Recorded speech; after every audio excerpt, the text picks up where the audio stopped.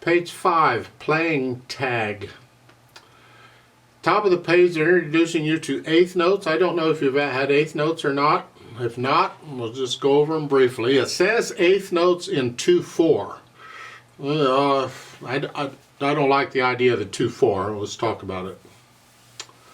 An eighth note is an eighth note. It doesn't matter what the time signature is. The 2/4 they're referring to is the time signature. If you look in the music at the beginning of the first line, you see the 2/4. That's the time signature. See, on page 4 it was 4/4 time signature.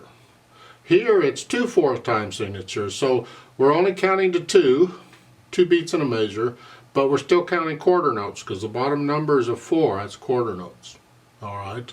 An eighth note works the same in any time signature. It doesn't matter what it is. An eighth note is an eighth note. But what they've done is they beam the eighth notes together. See, an eighth note looks like a quarter note, except it's got that beam going across that connects them. They beam them according to the beat in most cases. So here, since we're counting a quarter note gets a beat, there's 2 eighth notes to a quarter note. So they beam them together like that. There's 2 of them. 1 eighth note looks like this. That's 1 eighth note, and you'll see those occasionally later on. Right now we're dealing with 2 of them. There are different ways to count eighth notes. I simply put an and in between the numbers because the number is the beat. That's the quarter note. 1, 2, 1, 2. That's quarter notes. An eighth note would just go 1 and 2 and 1 and 2 and. That's eighth notes. They go twice as fast. That doesn't mean they got to go fast. It just means they're twice as fast as a quarter note. Well, let's look this piece over here. Have you noticed the middle C is in both staves? That doesn't work. Do you know what a staff is? Because already, if you don't understand the terms I'm using, then you're going to be lost. Well, you got to understand these terms, so we need to talk about them. A staff is that group of 5 lines.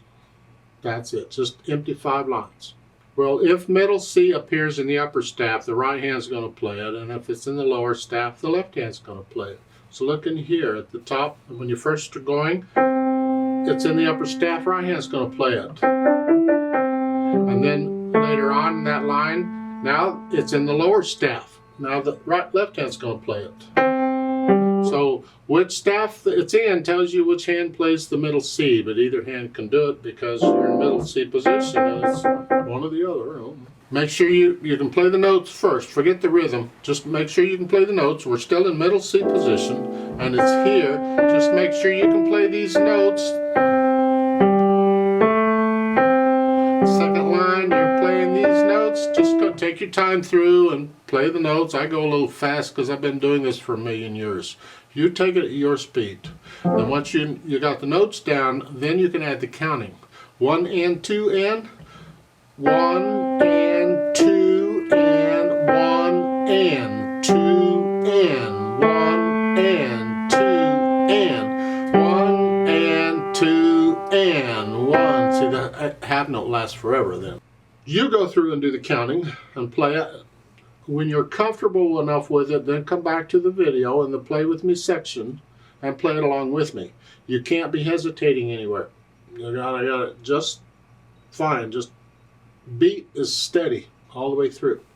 So I'm going to give us 2 counts because it's in 2/4 time. So I'm going to go ready and go and then we go and. Ready and go and 1 and